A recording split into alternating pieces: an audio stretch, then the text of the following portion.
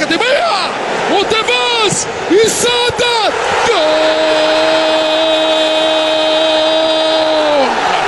جول جول جول جول جول جول لليوفي المتعدي، جول لليوفي المتعدي. الفارو موراتا الوسادة أشعلت الولادة، سلطان الطليان يتحدى الزمان ويدمر الإسبان. السيدة العجوز تتكلم بلغة الفوز اللي عنده موراتا وتيفيز. شيء يعجب، اليوفي يقدر يعمل اللي حب. الليلة اليوفي فريق من ذهب، نار نار نار. هذه هي كرة اليوفي في هذا المشوار، هيجان، طوفان، تسونامي في المدرجات، شعلة نار في دفاع الريال إلى حد الآن. مشاهدينا متابعينا، كارفاخال وخامس رودريغيز يوزع جول جول جول جول جول. رونالدو رونالدو رونالدو التورنادو بالراس، هو القناص، هو القناص. رونالدو الريال بالراس، الرويال. هذا علاش اسمه رويال، ملكي رهيب. الريال العجيب يعود في هذه الاوقات في اصعب اللحظات بلمسه كولومبيه ورأسيه برتغاليه. ريال مدريد يعادل النتيجه في هذا المشوار. الصمت الرهيب يسيطر على مدرجات اليوفنتوس ستاديوم.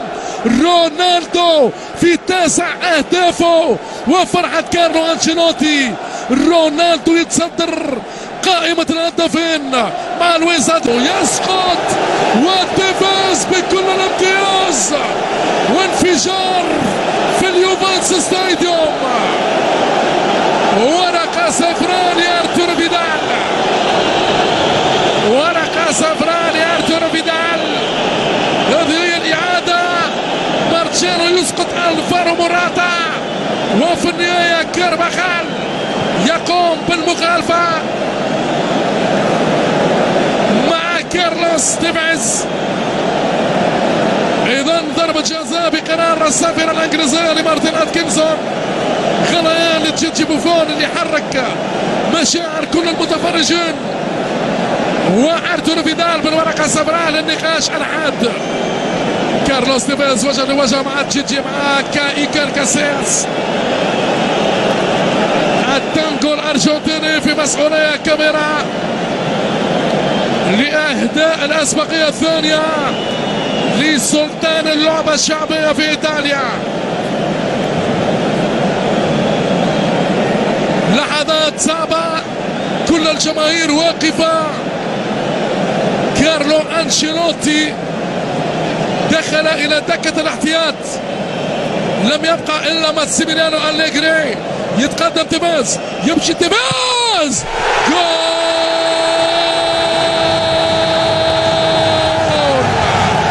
جول جول جول جول. أشعل تيفيز، زلزل زلزل زلزلة. تيفيز يزلزل أمن الريال في هذه اللحظات بأصعب الأوقات.